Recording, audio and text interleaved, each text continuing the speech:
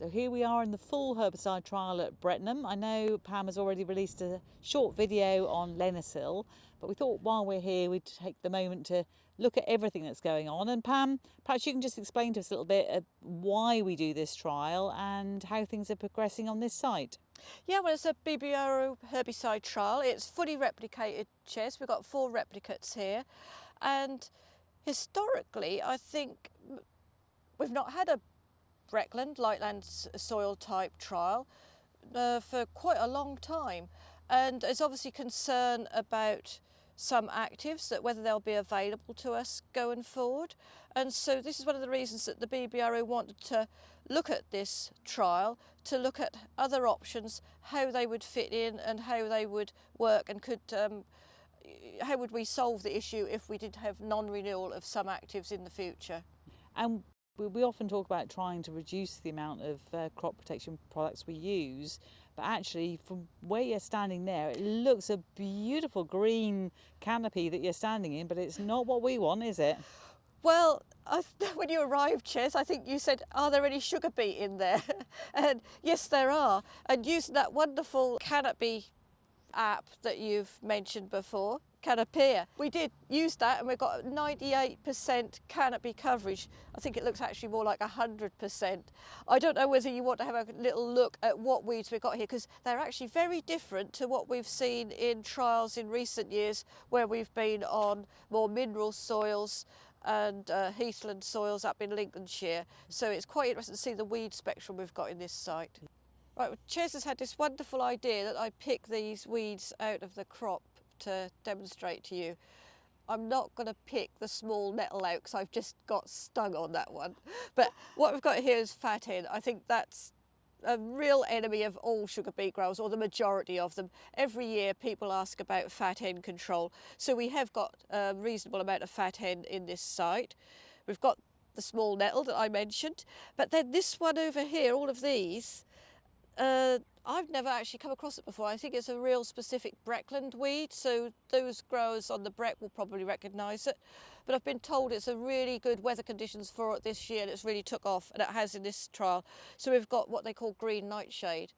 But then Pam Chambers, she's got a doctorate in weed science. She's had a look at some of these weeds that I've taken to her, and she said there's actually more than one species of nightshade. So we're more familiar, I think, with the black nightshade, but we've got 2 or 3 other species in here as well, which will come out in their assessment. We've also got a few groundsel in here, but not as many as we had in some trials last year. I know that's caused a few issues for growers quite recently, because it's become a problem in the cereal crop. Groundsel and fat hen were definitely a problem last year, and we're seeing this year. But with all this nightshade, is there anything else that you've found on this Bretland soil that you haven't found elsewhere? Yeah, there's at least 2 different species of amaranthus that we've recognised or identified in this field.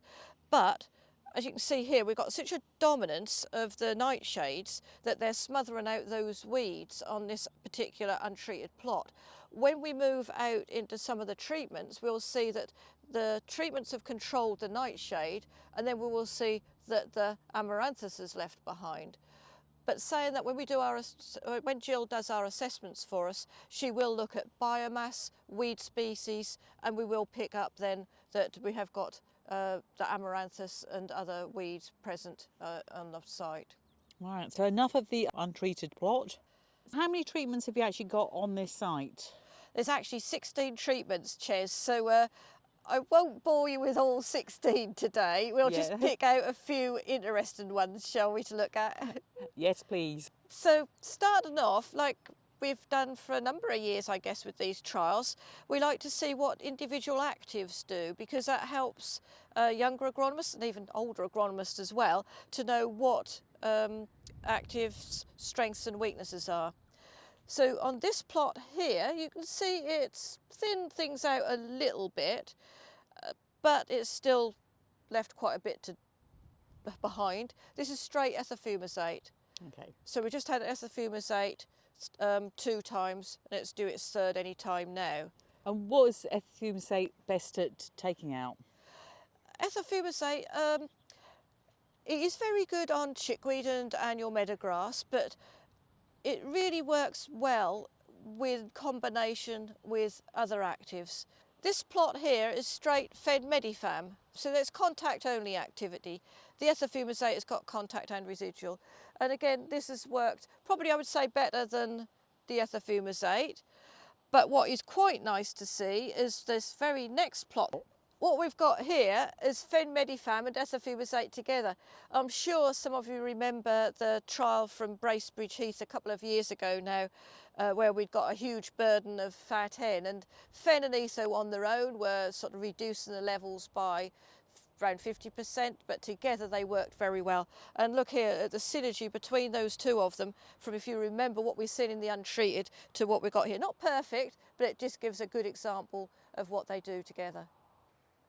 So now, Ches, this is my favourite treatment: Fed Medifam, Metametron and ethofumazate. All three actives. Beet are not looking too bad at all. They're pretty reasonable, I would say. And the weeds that we've got in here are just slightly bigger than I would like, but it is due to be sprayed either today or tomorrow. And I'm pretty happy with this. So out of all of the plots that we've sort of glanced at, this one's got quite a bit of yellowing. What's going on here? Yeah, that's a good observation there, Ches. You can see some yellowing on the leaves, the older leaves. This is quite a typical one. That is actually chromosome. Now, what I would say is that there's definitely restrictions on the label about soil type, and it's not recommended to use it on light soils like this, but we wanted to see what it would do. And actually, we're quite pleased with the level of weed control. It went on as a pre-em. It's a pre-emergence only in this country. But that is common with chromosome to see that bleaching effect. And I think if we come back here in another sort of 8 weeks' time, you wouldn't be seeing that at all, and it certainly probably wouldn't carry through into yield. So, yeah, key thing to say here is chromosome, pre-emergence only, not for this soil type, but for this weed spectrum that we've got. It's done a really good job. So it does have a place in some of our programs, and we do have it on other soils as well. And as a comparison, what was the canopy percentage of this plot? This canopy is just around about 10%. And when we was looking at the option without the pre-em, so I didn't actually say that the post-em treatment is the fen, metametron, ethofumazate, what we looked at earlier. That had a canopy of 15%. So there is a slight difference. And I think that's where the caution rightly comes in, or that you don't use chromosome on really light soils. Yeah. But well, we've got it in as useful for us to see what its activity on different weed species. Yeah, no, and it is great to see it in the programme. This plot has also had a pre-em. This is not approved for use in the UK yet. It's trialate, and that was put on as the pre-em, and then followed again with that standard building block programme of fen, metametron, ethofumazate. And I'm quite impressed with how well the trialate has actually worked, and it's actually been quite kind to the crop as well. So if and when we do get approval, I think it will have a slot, yes, for where we've got grass weeds such as blackgrass and ryegrass, but it will also possibly have a place where we've got broadleaf weed species as well as a pre-em option. We've just included it as straight trialate. We didn't do any tank mix or anything else with it pre-em. And have you done a canopy registration here for the canopy size? Yeah, that's just over the 11% canopy on this one. So one to watch, do you think?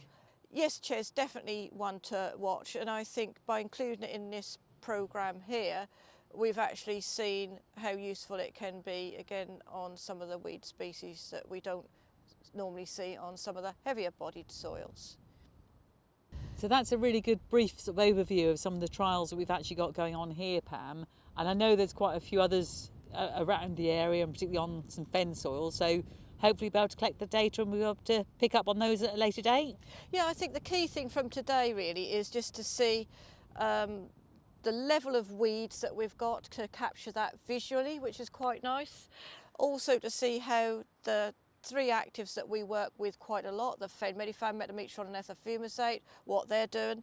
But yes, the important part will be after the weed assessments have been carried out and we've got all that data in, and we can then see, you know, what does the cost of the programs and the efficacy of the programs as well. And also, if we're going to have any gaps, because I think you'll all realise I've not mentioned triflusulfuron methyl today at all, and that's on purpose. We've not included it in this trial. On leaving the field, Pam and her eagle eyes have picked up something else that we didn't really cover. So what have you found there, Pam? Yeah, we might have mentioned amaranthus, I think, Ches, and saying how that huge canopy in the untreated was smothering out other weeds.